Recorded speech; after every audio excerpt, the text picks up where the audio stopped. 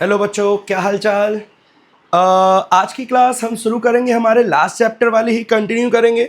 CA inter audit के अंदर हमारा चैप्टर 11 चल रहा था और उसके अंदर हमने लास्ट क्लास में काफ़ी इंपॉर्टेंट पेपर के पॉइंट ऑफ व्यू से, पेपर के हिसाब से जो इंपॉर्टेंट टॉपिक थे वो भी ख़त्म करे थे। अभी बच्चों उसके अंदर कुछ अच्छे टॉपिक और रह रहे हैं, आओ उन्हीं टॉपिक को हम कंटिन्यू करेंगे। हमारे चैप्टर का नाम था ethics and audit, ethics, terms of audit and engagement. ये सारी बातें हमने शुरू करी थी। ये शुरुआत का ये सब कुछ हमारा खत्म हो चुका है। बोलो हाँ, यस सर, ये सब खत्म हो चुका है। थ्रेड को अच्छे से करके जाना है पेपर के लिए, सेफगार्ड को अच्छे से करके जाना, प्रोफेशनल स्केप्टिसिज्म भी हमारा खत्म हो चुका है। Yes sir. चलो बच्चों, हमारे को कहाँ से शुरू करना है? यहाँ से शुरू करना है। देखो जरा, टॉपिक का नाम लिखा हुआ है agreeing the terms of audit engagement. भाई सारे क्लाइंटों को, मतलब मेरा जो क्लाइंट है, मैं ऑडिटर हूँ, मेरा जो क्लाइंट है और मुझे, हम दोनों को जो भी टर्म्स एंड कंडीशन है ऑडिट को लेकर, उसको लेकर एक एग्रीमेंट करना है और दोनों पार्टियों को उस पर एग्री करना है। ठीक है ना? तो ये लिखा हुआ है। आओ शुरू कर रहे हैं हमारा topic without wasting any time. लिखता है agreeing the terms of audit engagement, ऐसे 210 जो कि बताता है ऑडिटर की रिस्पॉन्सिबिलिटी है। भाई ये ऐसे क्या, सारे ऐसे ही हमेशा किसकी रिस्पॉन्सिबिलिटी बताते हैं? ऑडिटर की। इन एग्रीइंग, जहां पे वो एग्री करेगा terms of the audit engagement, audit engagement की जो भी टर्म्स है, कितना ऑडिट करना है, कहां ऑडिट करना है, किस किस का ऑडिट करना है, इन सारी चीजों का टर्म्स एंड कंडीशन डिसाइड करेगा। ठीक है, बनाएगा और किसके साथ डिस्कस करेगा? मैनेजमेंट के साथ। एंड वेयर एप्रोप्रिएट, और जरूरत पड़ने पे दोज चार्ज विद गवर्नेंस, जैसे हम शॉर्ट में क्या बोलते हैं, टीसीडब्ल्यूजी के साथ डिस्कस करेगा। This includes establishing that certain pre conditions for an audit. भाई ऑडिट की कुछ क्या होती है? Pre condition. सुनिएगा, प्री कंडीशन का मतलब हुआ बेटा, जब मैं किसी कंपनी का ऑडिट करने जा रहा हूं तो उसको कुछ बातें प्री कंडीशन के तौर पे एक्सेप्ट करनी है। लाइक वो मुझे अनलिमिटेड एक्सेस देगा बुक्स ऑफ अकाउंट्स का, जो भी मैं इंफॉर्मेशन मांगूंगा वो मुझे देगा, जिस भी इंसान से मुझे पूछताछ करनी है वो मुझे करने देगा। These are the preconditions. अगर क्लाइंट ने प्री कंडीशंस को एक्सेप्ट नहीं करा तो फिर मैं ऑडिट एंगेजमेंट को मना कर दूंगा, निकल, तो उससे काम मुझे, मैं तेरा काम नहीं करने वाला। तो ये है प्री कंडीशन, जो आगे जाकर एक बड़ा टॉपिक नजर आएगा। ठीक है, responsibility for which rest with the management, management की क्या क्या रिस्पॉन्सिबिलिटी है, एंड वेयर अप्रोप्रिएट टीसीडब्ल्यूजी की क्या क्या रिस्पॉन्सिबिलिटी है, ये सब प्री कंडीशंस है, ये सब मैनेजमेंट से साइन करवा लेना। आगे लिखता है बेटा, ध्यान से देखना, charge with the governance are present. आगे, the objective of the auditor is to accept, उद्देश्य ऑडिटर का ये है कि वो एक्सेप्ट करेगा और कंटिन्यू करेगा ऑडिट एंगेजमेंट को ओनली जब, only when the basis upon which it is to be performed has been agreed, जब हमारे बीच में सारे बेसिस को क्या कर लिया गया है? एग्री। मतलब सब कुछ पहले से डिसाइड हो गया, कंफ्यूजन का कुछ भी स्कोप बचा नहीं है। तो ये हमारी ड्यूटी है भाई, ये काम करवा लेना मैनेजमेंट या टीसीडब्ल्यूजी से, एग्री करवा लेना उनको। ठीक है, establishing whether preconditions for an audit are present. अब हमारे को ये देखना है प्री कंडीशंस है या नहीं। हमारा मेन मकसद ये है, हमारे को देखना है प्री कंडीशंस को एस्टैब्लिश करा या फिर नहीं करा। करना, एस्टैब्लिश करवाना ही पड़ेगा, अगर नहीं करवाया तो ऑडिट एक्सेप्ट मत करना। तो first point is you have to establish, देखना है कि whether preconditions have been establish और नॉट। ठीक है, दूसरा, इसी लाइन में एक और मीनिंग निकल रही है।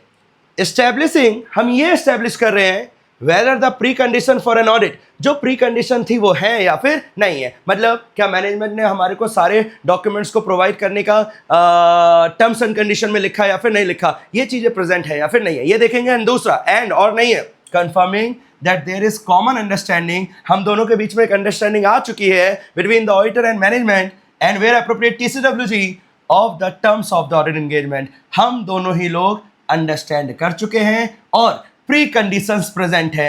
ये दोनों रिक्वायरमेंट आपको फुलफिल करनी है एज पर ऐसे 210। तो ऐसे 210 के हिसाब से दो कंडीशन, फटाफट बताओ बच्चों कौन कौन सी। पहला कंडीशन, मतलब पहली चीज क्या ऑब्जेक्टिव है ऐसे 210 का, कि भैया preconditions of an audit are present. और दूसरी ऐसे 210 की रिस्पॉन्सिबिलिटी, हम दोनों ही पार्टियों ने, ऑडिटर ने और मैनेजमेंट ने, मैनेजमेंट के साथ टीसीडब्ल्यूजी स्लैश में जाता है, ऑडिटर ने और मैनेजमेंट ने आपस में टर्म्स ऑफ ऑडिट को लेकर अंडरस्टैंडिंग बना ली है। ये हमारी रिस्पॉन्सिबिलिटी है एज पर ऐसे 210। ठीक है, अब बेसिकली वो पूरी प्री कंडीशंस को डिटेल में समझाएगा, जो अभी मैं बता रहा था एक बड़ा टॉपिक बनकर आएगा। तो बच्चों बड़ा टॉपिक आ चुका है, आओ शुरू कर रहे हैं। Preconditions for an audit, this is महा इंपॉर्टेंट, दिस इज महा इंपॉर्टेंट, पढ़िएगा। As per S 210 agreeing the terms of audit engagement, preconditions for an audit में be defined as, preconditions वो होते हैं as the use by management of an acceptable FRF, management ने जो FRF इस्तेमाल करा है वो उसे एक्सेप्ट कर रहा है। In the preparation of financial statement, management तूने कौन कौन से एफआरएफ का इस्तेमाल करके, कौन से एएस, किन चीजों का पालन करके, इंड एएस का पालन करके, किस किस का पालन करके एफएसटी बनाया वो बताओ हमारे को। And the agreement of management, और मैनेजमेंट का इस बात को लेकर सहमत होना, या टीसीडब्ल्यूजी का इस बात को लेकर सहमत होना, to the premise on which an audit is conducted. तो भाई दो बातें हैं प्री कंडीशंस के अंदर। पहली बात ध्यान से देख लेना बच्चे, बहुत ध्यान से, मैं रंग चेंज करूं, ध्यान से देखिएगा बच्चों। लिखता है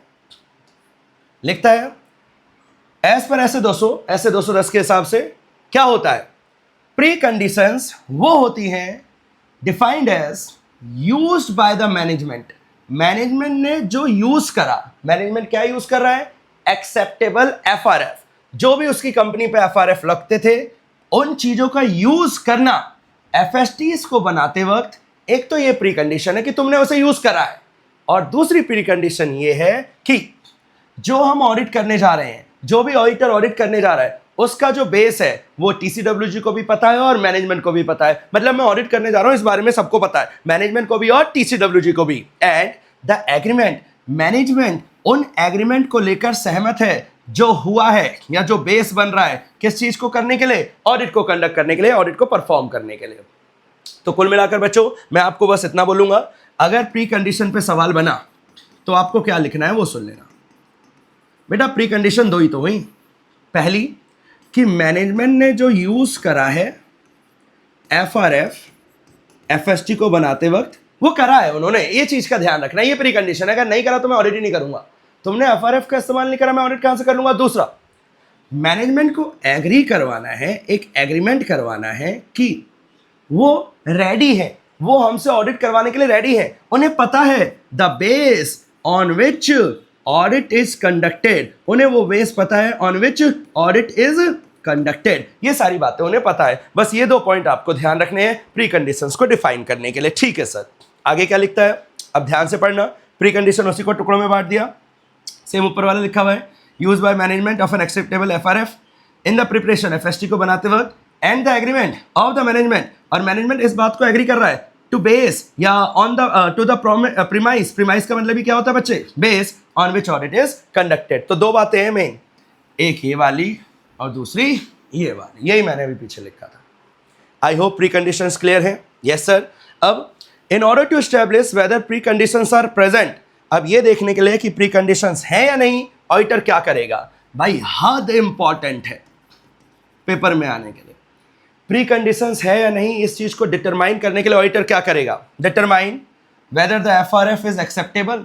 पहला वो देखेगा, ऑडिटर को काम ये करना है, ऑडिट का प्रोसीजर है डिटरमाइन जो भी एफआरएफ इस्तेमाल हुआ है वो कैसा होना चाहिए, वेदर एफआरएफ इज एक्सेप्टेबल, क्या वो एक्सेप्टेबल है, सही है या नहीं। And obtain the agreement of management, और मैनेजमेंट से एक बात का एग्रीमेंट ले लेना, तो एफआरएफ वाली बात इसके लिए और एग्रीमेंट वाली बात इस वाले के लिए। Obtain the agreement of management that it acknowledges, कि मैनेजमेंट स्वीकार करता है और समझता है अपनी रिस्पॉन्सिबिलिटी। तो पहला एफआरएफ एक्सेप्टेबल है या नहीं इस चीज को चेक कर लेना, और दूसरा मैनेजमेंट से एक एग्रीमेंट करवा लेना कि वो अपनी रिस्पॉन्सिबिलिटी को स्वीकार करता है या नहीं।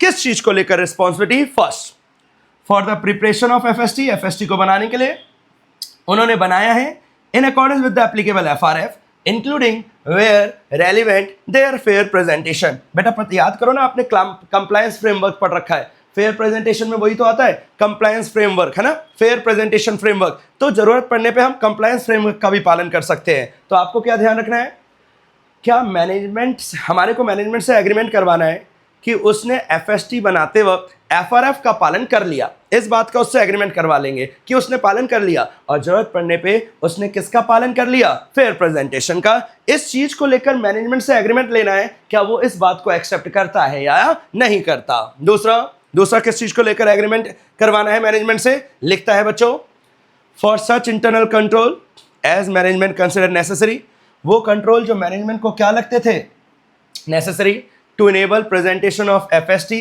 That are free from material statement whether due to fraud और एरर। मतलब क्या मैनेजमेंट ने इंटरनल कंट्रोल लगाए ताकि गलतियां ना रह पाती, चाहे वो फ्रॉड वाली हो चाहे वो एरर वाली। तो पहला, तुमने एफएसटी बनाते वक्त एफआरएफ का पालन करा नहीं करा, और दूसरा, तुमने आपकी कंपनी के अंदर अपने मैनेजमेंट के अंदर इंटरनल कंट्रोल का एप्लीकेशन करा या फिर नहीं करा। And the third point is to provide the auditor, ये मैंने आपको शुरुआत में बोला था, ऑडिटर को प्रोवाइड करना है access to all the information which management is aware, जिसका मैनेजमेंट को पता है, दैट इज रेलिवेंट, जो प्रिपरेशन एफएसटी के करते वक्त रेलिवेंट था, चाहे वो कोई रिकॉर्ड हो, डॉक्यूमेंट्स हो या कोई भी मैटर हो, ये सारी चीजों का ऑडिटर भाई साहब को क्या चाहिए, access.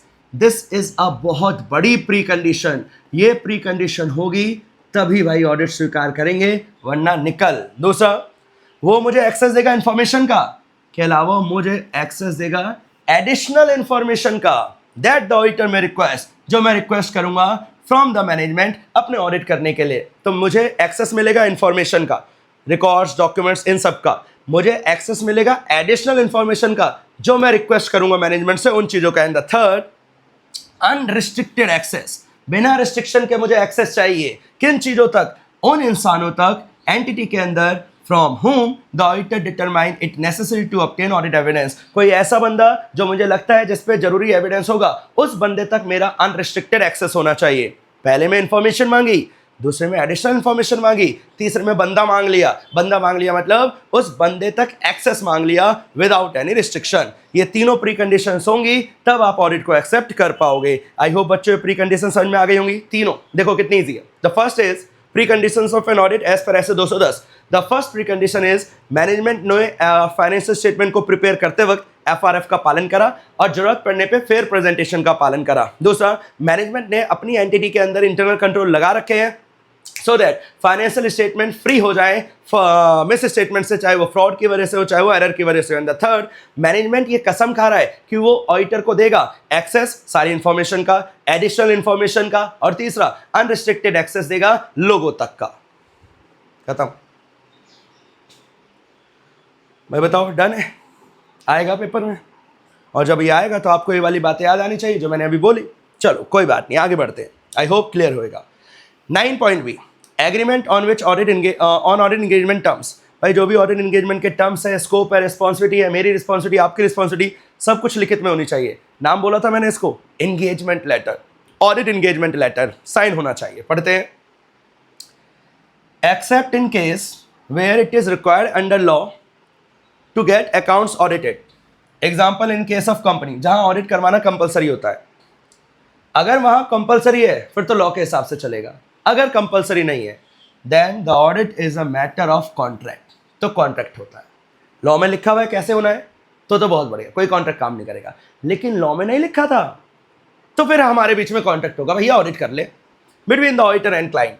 It is therefore important both for the auditor and the client that each part should be clear. भाई दोनों के लिए जरूरी है कि क्लियर हो जाए क्या एंगेजमेंट होने वाला है, उसका नेचर क्या है, क्या करोगे, कब करोगे। It must be reduce to writing, इसे लिखित में कर लेना। And should exactly specify the scope of the work. Auditor भाई साहब क्या क्या करोगे, मैनेजमेंट भाई साहब तुम क्या क्या करोगे, सारी चीजें साफ साफ लिखी होनी चाहिए, स्कोप साफ साफ लिखा होना चाहिए। ठीक है सर, आगे, the auditor shall agree, auditor agree करेगा टर्म्स ऑफ ऑडिट एंगेजमेंट को विद द मैनेजमेंट। मैं और आप आपस में ऑडिट एंगेजमेंट की टर्म्स को एग्री करेंगे और टीसीडब्ल्यूजी के साथ एग्री करेंगे जहां जरूरत पड़े। The agree terms of the audit engagement, जो भी ऑडिट एंगेजमेंट की टर्म्स को हम दोनों पार्टियों ने एग्री करा, सेल बी रिकॉर्डेड, इसे हम रिकॉर्ड करेंगे एक एंगेजमेंट लेटर के अंदर या other suitable form of written agreement या किसी और रिटन एग्रीमेंट के अंदर। लेकिन बेटा सबसे ज्यादा इस्तेमाल वर्ड होता ही कौन है, एंगेजमेंट लेटर। ये मैंने आपको शुरुआत से बता रखा है, जब पहली क्लास चली थी जब से बता रखा है। एंगेजमेंट लेटर में सारा स्कोप लिखा रहता है जो भी डिसाइड हुआ है between management and the auditor. ठीक है, आगे लिखा हुआ है the auditor engagement letter is sent by the auditor. और इन एंगेजमेंट लेटर कौन किसको भेजेगा? ऑडिटर भेजेगा अपने क्लाइंट को। It is in the interest of both the auditor and the client to issue engagement letter so that possibility of misunderstanding, ये काम क्यों कर रहे हैं? ताकि मिसअंडरस्टैंडिंग बढ़ जाए या घट जाए? घट जाए। Is reduce to a great extent. Such a letter include, ऐसे एंगेजमेंट लेटर में क्या क्या आता है? The objective and scope of audit, क्या क्या करोगे भाई। दूसरा, the responsibility of the auditor, क्या क्या जिम्मेदारी ऑडिटर भाई साहब आपकी। तीसरा, रिस्पॉन्सिबिलिटी ऑफ द मैनेजमेंट, दोनों की रिस्पॉन्सिबिलिटी, मेरी क्या है और आपकी क्या है। तीसरा, आइडेंटिफिकेशन ऑफ एप्लीकेबल एफआरएफ, कौन कौन सा एफआरएफ आपने लगाया है for the preparation of FST, ये सब कुछ लिखा होना चाहिए एंगेजमेंट लेटर के अंदर। इसके अलावा reference to the expected form and content and report, भाई हम कौन सी रिपोर्ट इश्यू करेंगे, कौन सा फॉर्म, कौन सा तरीके से रिपोर्ट इश्यू करेंगे। To be issued by the auditor and a statement that there may be circumstances in which report में डिफर फ्रॉम एक्सपेक्टेशन या एक्सपेक्टेड फॉर्म एंड कंटेंट। मैं उसे बताऊंगा मैनेजमेंट को, सुन मैं ना इस फॉर्मेट में रिपोर्ट दूंगा और जरूरत पड़ने पे मैं इस फॉर्म से थोड़ा भटक भी सकता हूं, इस कंटेंट से थोड़ा डाइवर्ट भी हो सकता हूं। इस बारे में पहले ही दोनों पार्टियों में एग्रीमेंट होना चाहिए, और एग्रीमेंट जहां होता है उसे बोलते हैं हम एंगेजमेंट लेटर। बोलो भाई डन। एंगेजमेंट लेटर क्या होता है और एंगेजमेंट लेटर में क्या होता है, दोनों ही चीज़ें यहाँ दिमाग में बसाकर जानी है आपको पेपर के लिए। आई होप बच्चों यहाँ तक सब कुछ डन होना चाहिए। कोई आपत्ति, कोई दुख या कोई दर्द हो तो मेरे साथ शेयर करना। आओ आगे बढ़ रहे हैं बेटा। नीचे ना एंगेजमेंट लेटर का एक परफॉर्मा बना रखा है, एक ढांचा बना रखा है, पेपर के लिए बहुत ज़्यादा रेलिवेंट नहीं है। अगर आपको टाइम वेस्ट करने का मन हो तो पढ़ लेना, और टाइम यूटिलाइज करने का मन हो तो भी पढ़ लेना, क्योंकि अच्छी चीज़ लिखी हुई है, लेकिन पेपर के लिए काम का नहीं है। मैंने आपको क्लास के अंदर प्रैक्टिकली दिखाया था MRL और एंगेजमेंट लेटर। चलो भाई देखो, सीधा क्वेश्चन यही बनकर आएगा जो क्वेश्चन मार्क लगा हुआ है, हेडिंग में ही क्वेश्चन मार्क लगा हुआ है। गजब। देखना बच्चे ध्यान से, what happens if precondition for audit are not present. क्या होगा अगर प्री कंडीशन प्रेजेंट नहीं है? नहीं करूंगा ऑडिट, निकल। पढ़ना, if the precondition for an audit are not present then the auditor shall discuss. भाई पहली बात, डिस्कस करना किसके साथ? मैनेजमेंट के साथ।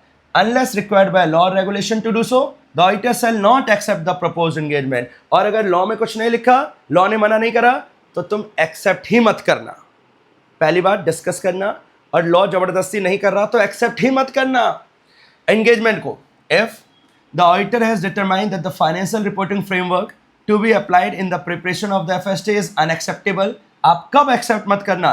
जब FRF आपके पॉइंट ऑफ व्यू से अनएक्सेप्टेबल था, तो निकल, हम तेरा ऑडिट नहीं करेंगे। दूसरा, if the agreement of management is not obtain, management ने एग्री नहीं करा, तो बेटा यही दो बातें तो थी प्री कंडीशन में, यही दो बातें तो थी, एक एग्रीमेंट वाली और एक FRF वाली। तो दूसरी वाली बात चल रही है अभी।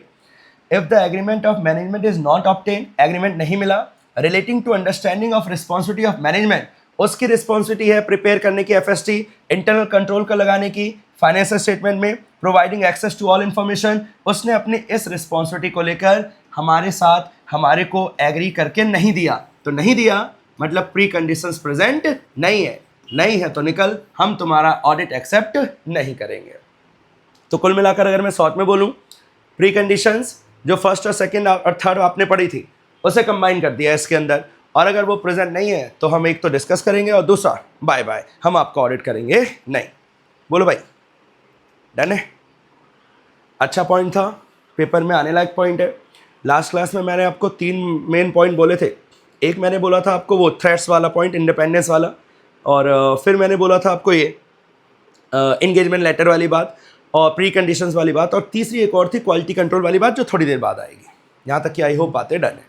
ये क्वेश्चन तो सीधा पेपर में भी उठ कर आ सकता है जैसे यहाँ पे लिखा हुआ है। आगे लिखा हुआ है limitation on audit, limitation on scope prior to the audit engagement acceptance. Audit engagement को एक्सेप्ट करने से पहले ही मेरे काम पे क्या लगा दी? लिमिटेशन। तो let's see what happens.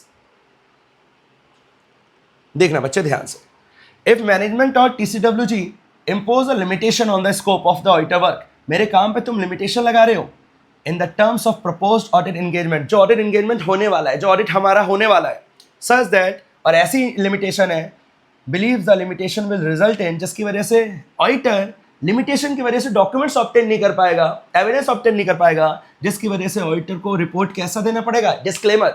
Disclaimer पढ़ा हुआ ना, disclaimer, adverse, qualified, modified, unmodified. हाँ, ऐसी लिमिटेशन लग रही है जिससे ऑडिटर को लगता है कि मेरी रिपोर्ट कैसी हो जाएगी, disclaimer on the FST, then the auditor shall not accept such limited engagement. तो ऐसे लिमिटेड एंगेजमेंट को एक्सेप्ट मत करना unless required by law regulation. बेटे वाली लाइन आपको हर जगह दिखेगी, लॉ कहता है एक्सेप्ट करना ही है तो करना ही पड़ेगा, लेकिन लॉ में कुछ नहीं लिखा तो भाई अगर आपके ऑडिट वर्क पे लिमिटेशन लगा नहीं करेंगे आपका ऑडिट। बोलो भाई डन। आगे अगली लाइन भी बहुत छोटा सा ही पैराग्राफ है, acceptance of change in the terms of audit engagement. आप मेरे को बताओ, आपने ऑडिट एक्सेप्ट कर लिया है ना, मैं मैनेजमेंट था, आप ऑडिटर थे, हमारे बीच में जो हुआ हमने एग्रीमेंट कर लिया और ऑडिट शुरू हो गया। अब मैं बीच में जाकर कह रहा हूँ ऑडिट शुरू हो चुका है, अब मैं बीच में जाकर कह रहा हूँ सर आप ऑडिटर थे ना, मैंने आपको बोला सर ये वाली 4-5 बातें ना चेंज कर लो, बोलो आप होने दोगे? अगर मैं बीच में टर्म्स ऑफ ऑडिट को चेंज करवाऊं तो आप होने दोगे?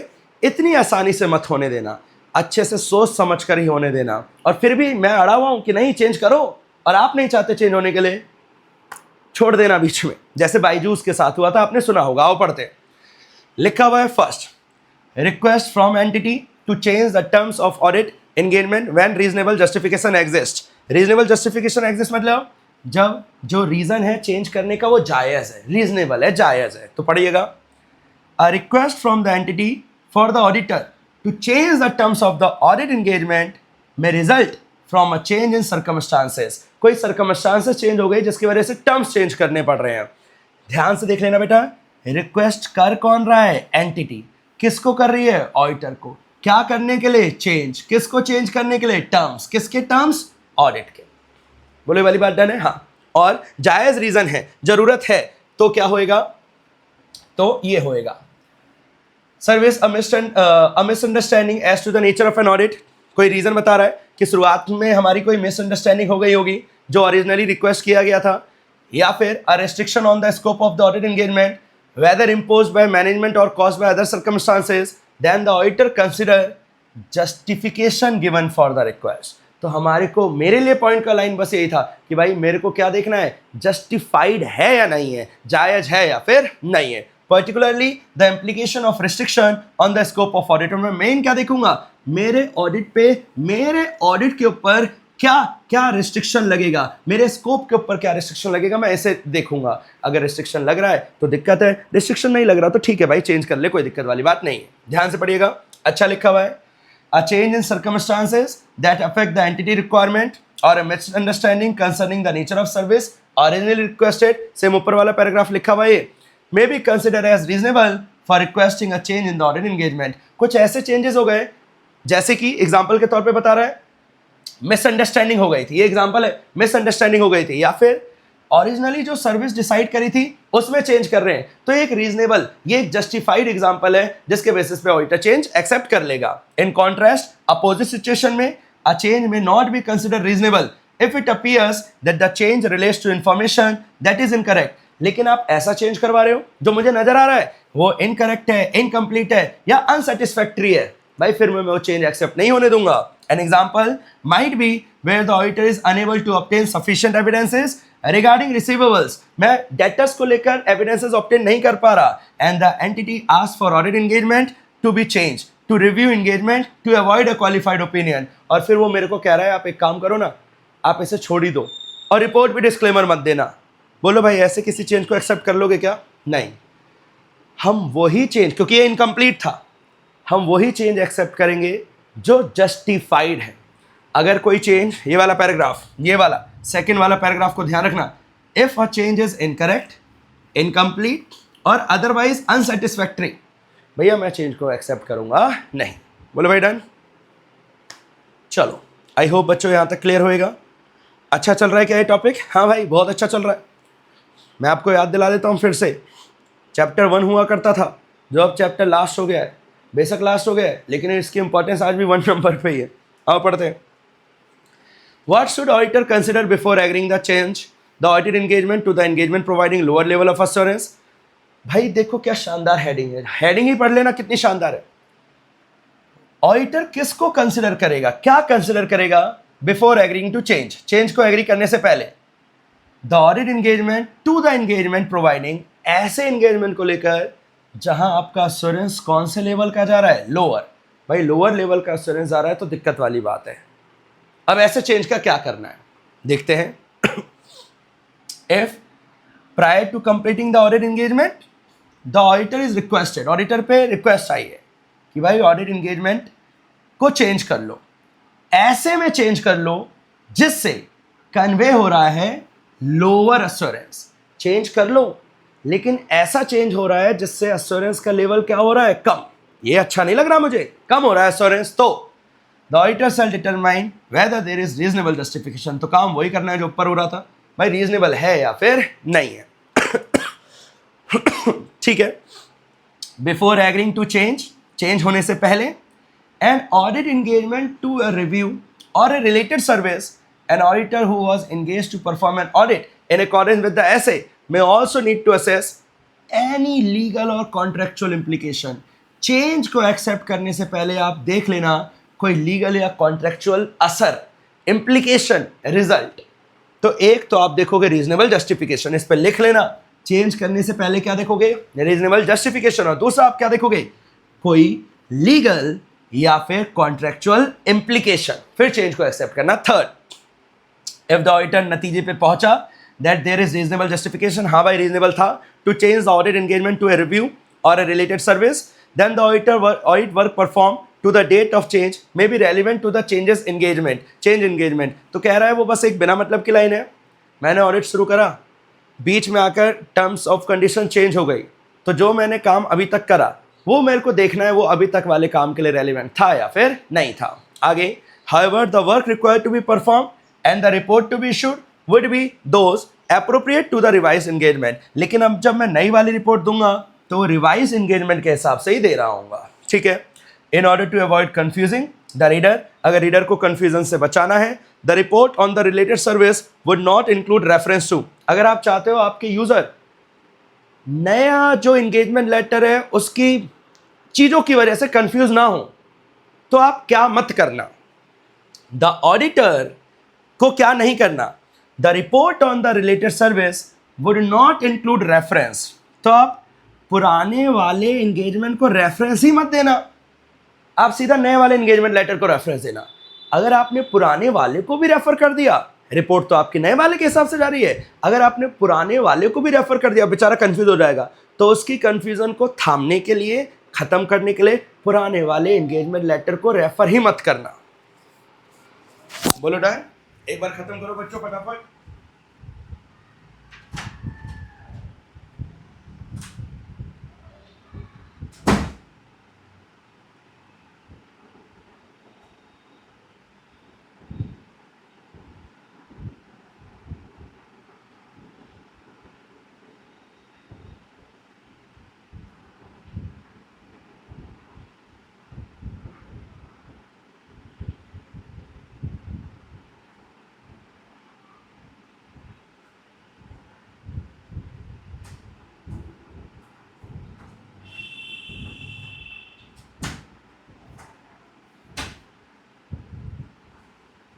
भाई हो गया?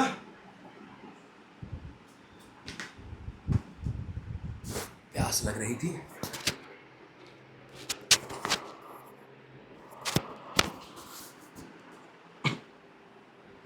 पहला पॉइंट डन है। अगर मुझे यूजर को कंफ्यूज होने से बचाना है तो मैं पुराने वाले को ओरिजिनल वाले को रेफर नहीं करूंगा। और क्या रेफर नहीं करूंगा, does not include reference to any procedure that may have been perform, जो परफॉर्म्ड हुए थे in the original audit engagement, जो ओरिजिनल के हिसाब से परफॉर्म हुए थे, उन प्रोसीजर को रेफर मत करना। Except where the audit engagement is change to an engagement to undertake agreed upon procedure and thus reference to the procedure performed is a normal part of the report। कह रहा है आप पुराने वाले procedure को refer मत करना, refer मत करना, एक्सेप्ट वेयर, लेकिन कर लेना कब, जब उसे रेफर करना नॉर्मल पार्ट था रिपोर्ट का। मतलब रिवाइज वाले में भी वो काम करना ही था, पुराने वाले में भी वो काम हुआ, रिवाइज वाले में भी वो काम करना ही था, नॉर्मल पार्ट था, तो नॉर्मल पार्ट था तो उसे रेफर कर देना। लेकिन अगर वो नॉर्मल नहीं था, वो सिर्फ पुराने वाले के हिसाब से करना था, नए वाले के हिसाब से नहीं करना था, तो उसे रेफर करके कंफ्यूज मत कर देना। भाई समझ में आया क्या क्या रेफर नहीं करना? मैं एक बार फिर से बोल दूं, यस सर। सुनना, क्या क्या रेफर नहीं करना। एक तो ओरिजिनल एंगेजमेंट की टर्म्स को रेफर मत करना, बेचारा कंफ्यूज रीडर कंफ्यूज में क्या क्या हो जाएगा बेचारे के साथ। और दूसरा, आप उस प्रोसीजर्स को रेफर मत करना जो आपने ओरिजिनल के हिसाब से परफॉर्म करे थे, लेकिन कर देना अगर वो न्यू वाले के हिसाब से भी परफॉर्म होने थे। क्यों क्यों क्यों? क्योंकि वो नॉर्मल रिपोर्ट का ही पार्ट थे, तो आप उस वाले को रेफर कर सकते हो। लेकिन कोई ऐसा प्रोसीजर था जो सिर्फ ओल्ड वाले में था, पुराने वाले में था, फिर उसे रेफर मत करना, वरना बेचारा यूजर कंफ्यूज हो जाएगा। ठीक है, आई होप बच्चों अभी ये वाला पॉइंट पूरा क्लियर हो गया। If the terms of audit engagement are change, अगर टर्म्स को चेंज किया गया है, then the auditor and management shall agree on and record the new terms, और दोनों रेडी भी हैं तो उसको नया रिकॉर्ड दे देना, नए तरीके से रिकॉर्ड कर लेना, एक नए एंगेजमेंट लेटर में और अदर सुटेबल फॉर्म में, या किसी और सुटेबल फॉर्म में जो आपको सही लगे उसमें रिकॉर्ड कर लेना नए वाले को। बस ये क्लियर कर रहा है। बताओ बच्चों, यहां तक सब कुछ क्लियर है? आगे क्या लिखा हुआ है, शुरू करते हैं।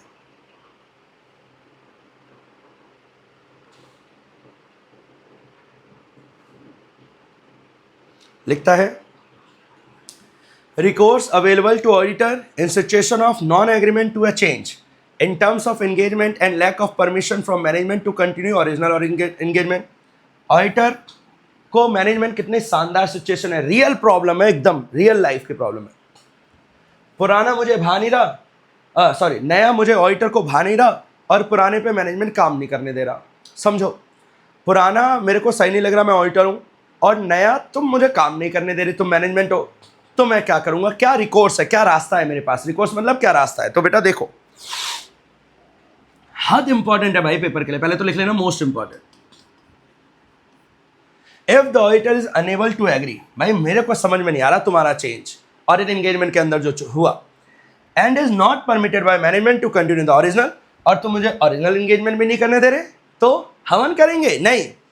Withdraw from the audit engagement like Byju's where possible under applicable law regulation. अगर लॉ कहता है रेजिग्नेशन देकर चले जाओ तो चले जाओ, कोई दिक्कत नहीं, छोड़ दो, बीच में छोड़ दो। दूसरा, determine whether there is any obligation, और ये पता लगाओ क्या कोई जिम्मेदारी है, चाहे वो कॉन्ट्रेक्चुअल हो चाहे वो कैसी भी हो, to report the circumstances to other party such as TCWG, owners और रेगुलेटर। एग्जाम्पल के तौर पे बता देता हूँ, अगर मैं बैंक ऑडिट कर रहा था, उसका मैं ऑडिट छोड़ के जा रहा हूँ, तो मुझे उसके रेगुलेटर को इन्फॉर्म करना पड़ेगा। इंश्योरेंस कंपनी का ऑडिट छोड़ के जा रहा हूँ, तो मुझे उसके भी रेगुलेटर को इन्फॉर्म करना पड़ेगा। तो मेरे को पहले तो मैं छोड़ के चला जाऊंगा, और मैं ये देखूंगा क्या मुझे अब किसी और को भी इन्फॉर्म करना है, उसके TCWG के, उसको किसी और बंदे को, उसके किसी रेगुलेटर को या सेंट्रल गवर्नमेंट को, किसको इन्फॉर्म करना है या नहीं करना है, इस चीज़ के ऊपर कोई लॉ तो नहीं बना हुआ, उसे मैं कंसिडर करूंगा। तो पॉइंट इज मैं छोड़ के चला जाऊंगा, और अगर किसी को बतलाना था तो उसे बता भी दूंगा मैं जा रहा हूँ, बस खत्म।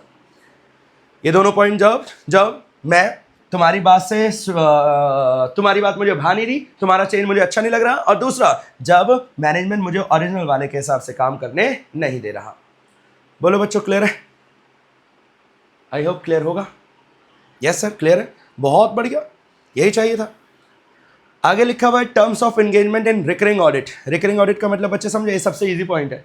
बार बार मैं ही आपका ऑडिट करने जा रहा हूँ, तो भाई बार बार मैं ही ऑडिट कर रहा हूँ, तो एक बार एंगेजमेंट लेटर साइन करो। हाँ, एक बार एंगेजमेंट लेटर साइन करो, लेकिन हर बार उसमें देखते हुए चलना चेंजेस हो रहे हैं या फिर नहीं हो रहे, चेंजेस भी करने पड़ सकते हैं। ये बहुत ईजी पॉइंट है। रिकरिंग ऑडिट का मतलब समझ रहे हो ना? रिकरिंग ऑडिट का मतलब इस साल भी मैंने करा, अगले साल भी मैं ही कर रहा हूँ। Recurring audit is an audit which is perform by an auditor over years, सालों से मैं ही कर रहा हूँ। On recurring audit the auditor shall assess, recurring audit में ऑडिटर ये असेस करेगा whether circumstances requires the terms of audit engagement to be revise, क्या कोई हालात चेंज हुआ, जैसे मैनेजमेंट चेंज हो गया, मालिक चेंज हो गए, TCWG चेंज हो गया, नेचर ऑफ बिजनेस चेंज हो गया, नई इंडस्ट्री खरीद ली, कोई भी बड़ा चेंज हुआ है तो भाई रिवाइज करना पड़ सकता है। And whether there is a need to remind the entity of the existing terms, या फिर एंटिटी पुराने वाले को भूल गई है तो भी दोबारा बना लो। तो दोबारा कब कब बनाओ? जब चेंज हो रहे हैं, या फिर जब मैनेजमेंट आपको लगता है मैनेजमेंट भूल गया तो दोबारा करवा लेना। The auditor may decide not to send a new audit engagement letter or otherwise return agreement each period. हो सकता है ऑडिटर ये डिसाइड करे हर बार नया ना भेजे। हाउएवर द फॉलोइंग फैक्टर, पहले यहाँ पे लिखना इंपॉर्टेंट यहाँ से हाउएवर से, however the following factor may make it appropriate to revise the terms. अब हम ऐसे फैक्टर्स पढ़ेंगे जहां पे रिवाइज करना जायज है और मैनेजमेंट को रिमाइंड करना भी जरूरी है। तो कब कब मैनेजमेंट को रिमाइंड करना जरूरी है और कब कब रिवाइज करना जरूरी है ऑडिट एंगेजमेंट लेटर को, वो फैक्टर बता रखे हैं, बहुत ईजी है। फर्स्ट, जब आपको लगता है मैनेजमेंट हमारी बातों को, एंटिटी हमारी बातों को क्या कर गई, मिसअंडरस्टैंड, मैनेजमेंट या एंटिटी मिसअंडरस्टैंड कर गई ऑब्जेक्टिव को, स्कोप को ऑडिट के, तो भाई दोबारा कर लेना। दोबारा मतलब रिवाइज कर लेना उसे। दूसरा, एनी रिवाइज और special terms of audit engagement, audit engagement में कोई चेंज हुआ है आपके हिसाब से तो रिवाइज कर लेना। तीसरा, ये बहुत इजी पॉइंट है भाई, इसे आप हलवा बोलो, मैनेजमेंट, सीनियर मैनेजमेंट चेंज हुआ है, ओनरशिप चेंज हुई है, कंपनी के नेचर या साइज में कोई चेंज हुआ है, लीगल और रेगुलेटरी रिक्वायरमेंट में कोई चेंज आया, कोई नया कानून आया है, कोई नया कानून गया, अ चेंज इन FRF में कोई चेंज हुआ, इंडिया आए या गए, अ change in other reporting requirement या किसी और रिक्वायरमेंट में कोई चेंज आया, तो ओवरऑल अगर चेंजेस आए हैं तो आप रिवाइज करवा लेना, वो बेटर रहेगा एक बढ़िया ऑडिट के लिए। तो अच्छा पॉइंट था, खत्म हो गया, अच्छा था लेकिन खत्म हो गया। टेस्ट योर अंडरस्टैंडिंग, तो भाई आप अपनी अंडरस्टैंडिंग को घर पे आराम से टेस्ट कर लेना। एक लास्ट अच्छा टॉपिक और है इस चैप्टर का, जिसके अंदर 5-6 कंपोनेंट आएंगे, वो हैं बहुत इंपॉर्टेंट, इतना इंपॉर्टेंट कि मेरे एक्शन से ही आपको लग रहा होगा मैं स्लो मोड में आ गया हूं, है ना। स्लो मोड में आने के पीछे का लॉजिक क्या है कि ये इंपॉर्टेंट है, इंपॉर्टेंट है मतलब 4-5 नंबर का बन सकता है, और वो बच्चा जो दोनों ग्रुप दे रहा है उसे, और जो चाहे एक ही ग्रुप क्यों ना दे रहा हो उसे, इन 4-5 नंबरों का महत्व काफ़ी ज़्यादा फील होगा, और इसका महत्व और ज़्यादा बढ़ जाता है। पूछो क्यों? ईजी है। अगर कोई टॉपिक मुश्किल है और इम्पॉर्टेंट है तो बच्चा थोड़ा डरता रहता है, यहाँ तो नंबर फ्री के बटेंगे, बस पढ़ लेना एक बार अच्छे से, एक बार अच्छे से पढ़ लो, आपको पेपर से पहले एक बार बस और रिवाइज कर लेना, आराम से अटेम्प्ट कर दोगे इस क्वेश्चन को अगर आया क्वालिटी कंट्रोल के ऊपर। बोलो भाई डन? चलो सर शुरू करते हैं। मैं एकदम स्लो मोड में पढ़ाने वाला हूं ये टॉपिक, मुझे कोई जल्दी नहीं है इस टॉपिक को लेकर। भाई ऑडिट में कुछ हो ना हो, क्या होनी चाहिए? Quality. SQC1 standard on quality control 1, इसके बारे में बताएगा। ये यहां पे आ भी गया नाम SQC1। इसी के हिसाब से वो 5-6 कंपोनेंट आएंगे, बहुत इजी, हद इजी। जैसे मैं कहता हूं, पहले एक माइंड में ओवरव्यू लेकर आता हूं जैसा मैं क्लासों में करता था। भाई सुनना, हमारा जो क्लाइंट है वो बहुत बड़ा है, बहुत बड़ा, पूरे इंडिया में उसका, पूरे इंटरनेशनल लेवल पे उसका बिजनेस छाया हुआ है, फैला हुआ है। हम 3 बंदे जा रहे हैं ऑडिट करने के लिए। बोलो क्या मेरी टीम और उसका नेचर या साइज ऑफ बिजनेस मैच कर रहा है? नहीं, क्वालिटी की लंका लगने वाली है।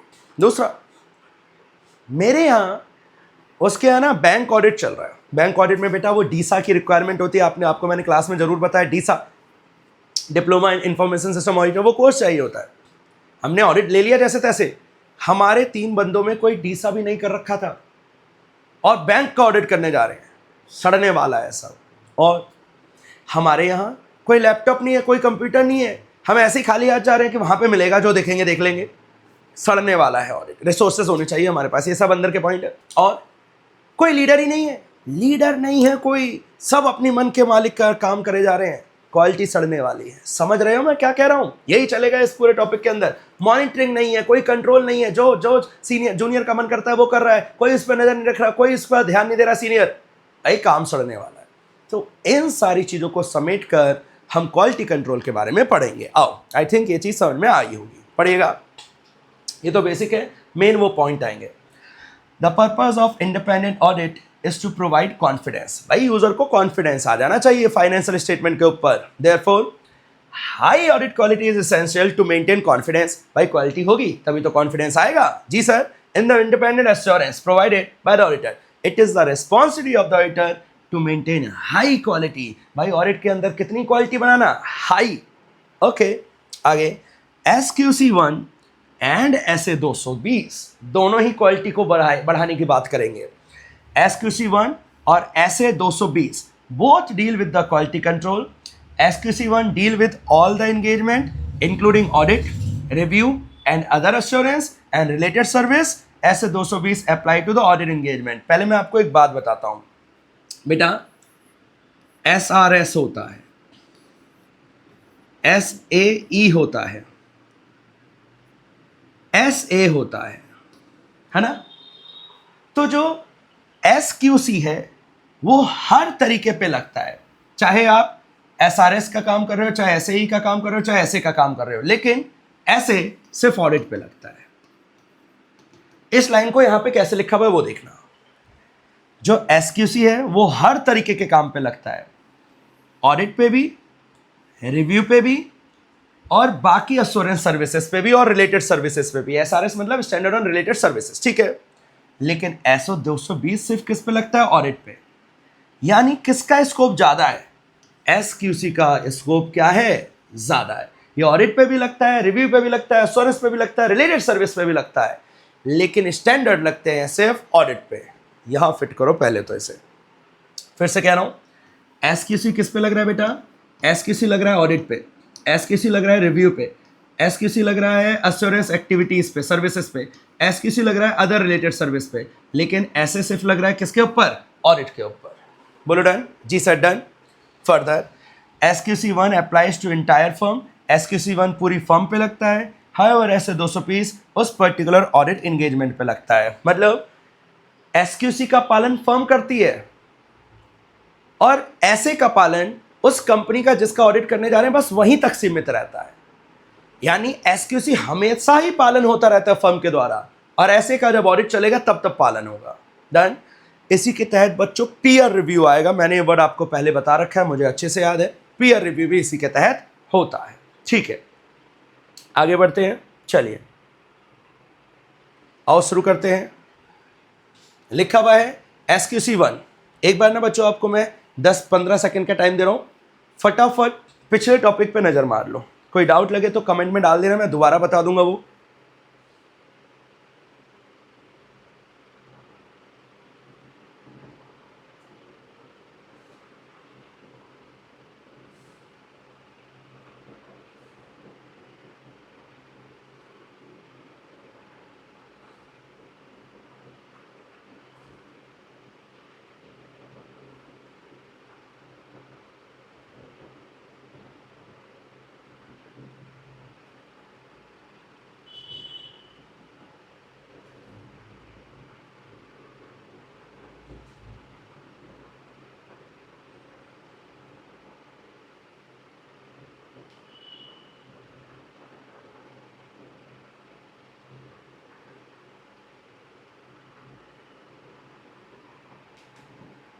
चलो देखना, 16 नंबर हेडिंग है हमारी. अच्छा टॉपिक है, लिखा हुआ है. देखो कितनी बड़ी हेडिंग है, उससे कम तो यहाँ लिखा हुआ है. हेडिंग कितनी बड़ी लिखी हुई है, कोई बात नहीं, डरना मत.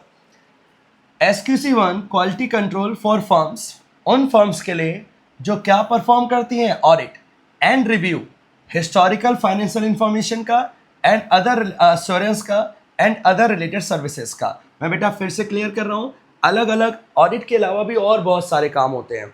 रिलेटेड सर्विसेज होती हैं, सर्टिफिकेशन के काम होते हैं, अश्योरेंस के काम होते हैं. इन सब के लिए अलग अलग स्टैंडर्ड लगते हैं, लाइक SRS, SAE, SA, ये सब अलग अलग स्टैंडर्ड. SRE, ये अलग अलग स्टैंडर्ड्स होते हैं. ठीक है. SQC1 requires that firms should establish, firm के यहाँ एक ऐसा सिस्टम होना चाहिए क्वालिटी कंट्रोल का. SQC ऑडिटर पे लग रहा है, ऑडिट फर्म पे लग रहा है कि उसके यहाँ एक ऐसा क्वालिटी कंट्रोल का सिस्टम होना चाहिए डिजाइन टू प्रोवाइड, जिससे वो क्या कर सके? रीजनेबल एश्योरेंस मिल जाए कि फर्म एंड इट्स पर्सनल मतलब उसके कर्मचारी comply with the professional standard. ऐसे कुछ कंट्रोल जिससे ये सुनिश्चित हो जाए कि फर्म और उसके लोग प्रोफेशनल स्टैंडर्ड का पालन कर रहे हैं, रेगुलेटरी एंड लीगल रिक्वायरमेंट का पालन कर रहे हैं. मतलब पीआरएल का पालन कर रहे हैं।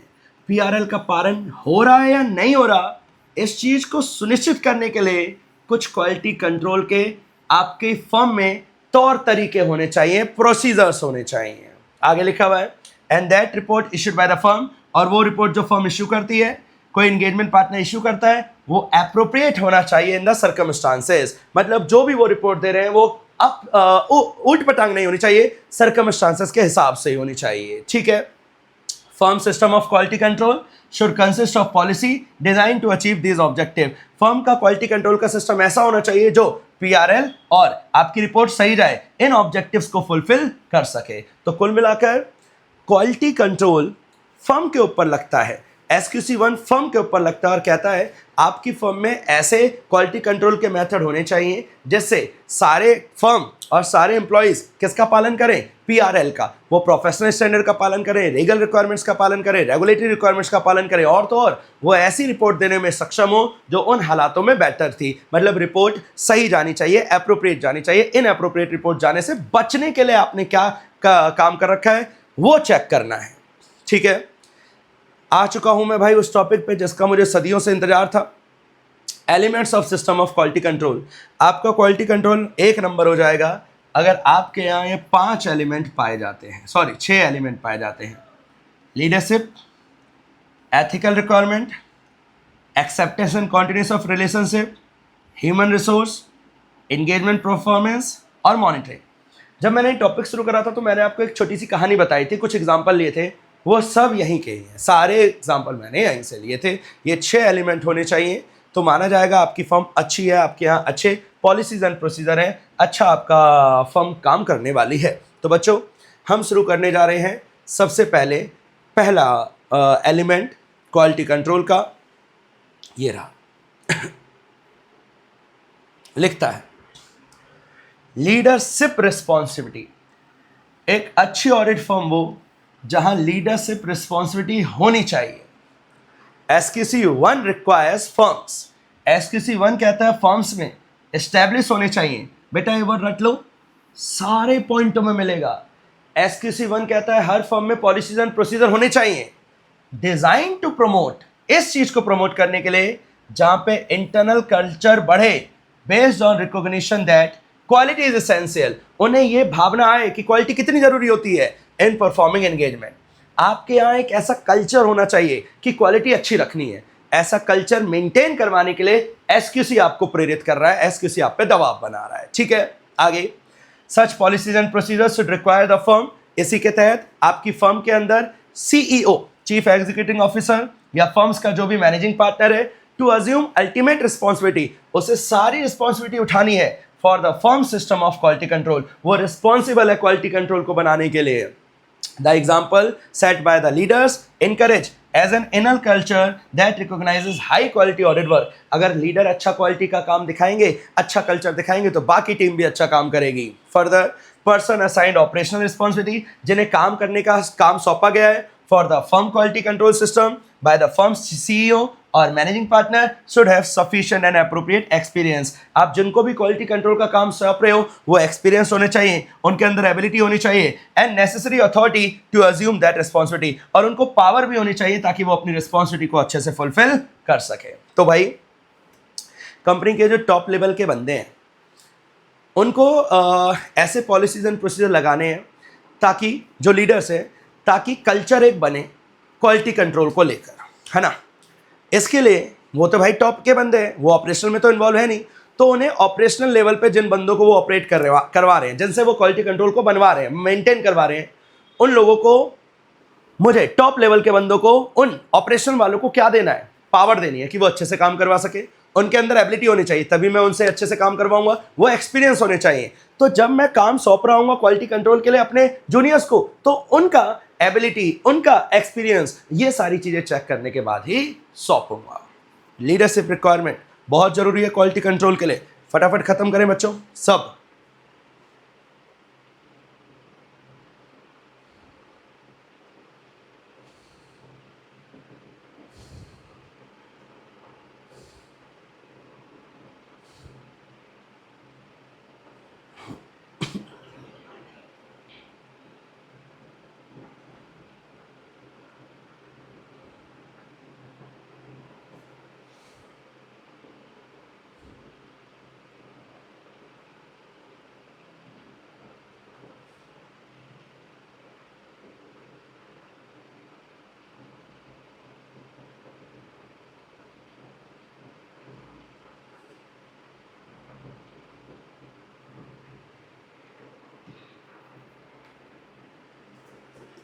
भाई बताओ सब कुछ क्लियर है?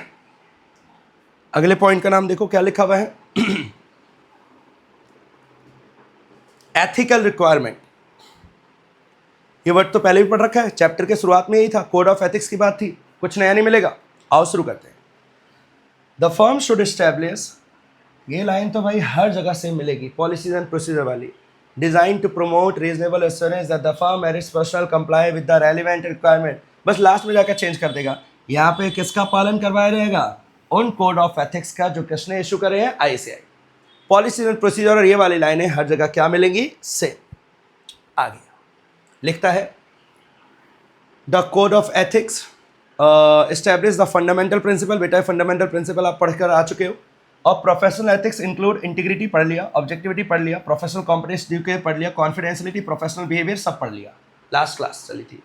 आगे ऑब्जर्वेशन ऑफ इंडिपेंडेंस। भाई इंडिपेंडेंस होना चाहिए, याद करो बेटा। इंडिपेंडेंस दो तरीके के थे, independence of independence in mind and independence in appearance.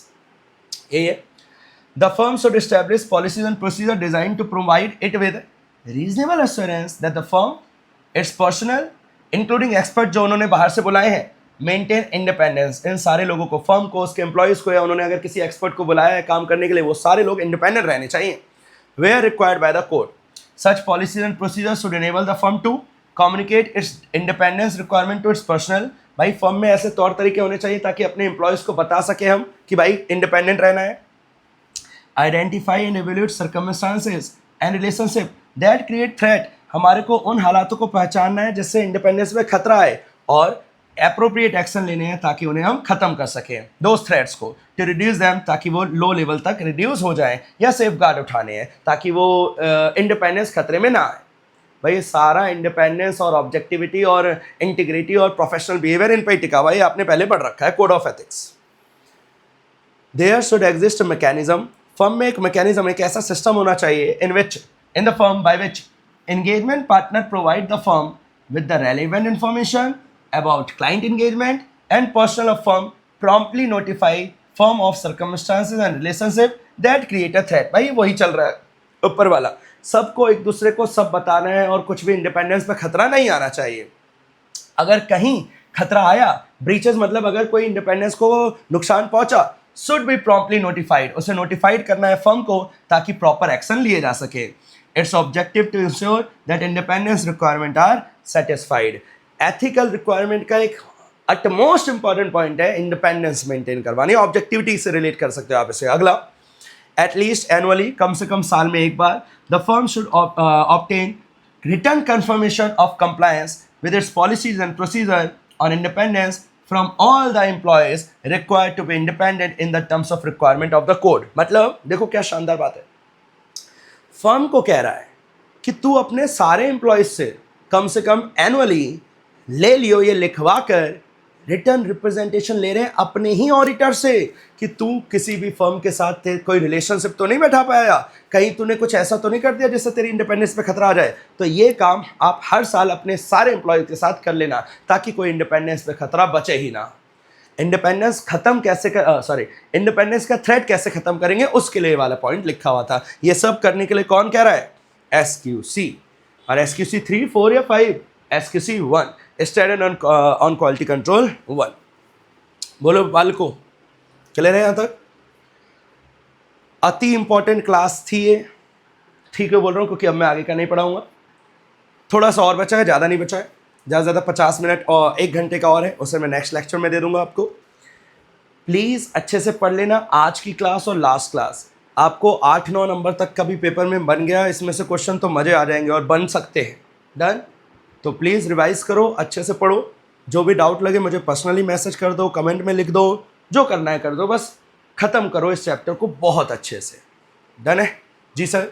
मिलेंगे हमारी नेक्स्ट क्लास में विद नए टॉपिक के साथ, और बेसिकली एथिकल रिक्वायरमेंट को उसमें ख़त्म कर देंगे। मेन यही बचा हुआ और ज़्यादा कुछ बचा नहीं हुआ है। अब आप पीछे के क्वेश्चन देखोगे तो आपको बहुत ईजी लगेंगे। चलिए बाय बाय और टेक केयर।